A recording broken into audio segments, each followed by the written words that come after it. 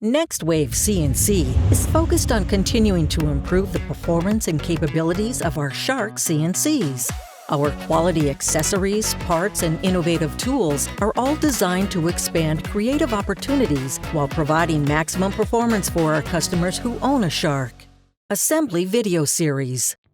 How to attach an HD series gantry to the base.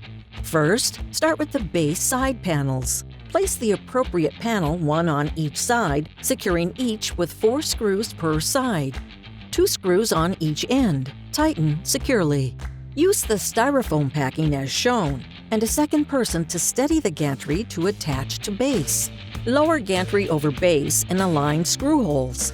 On both sides, push the top 2 screws through the gantry and into the base supports. This will assist with alignment and steady the gantry. Set the remaining 4 screws on each side. Begin adding the nuts and tighten until each one is secure. We suggest alternating first left and then right as you move down the gantry, fully tightening each screw.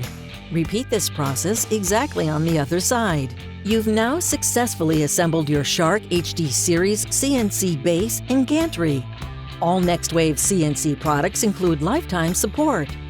Should you have any questions, email us at support@nextwavecnc.com.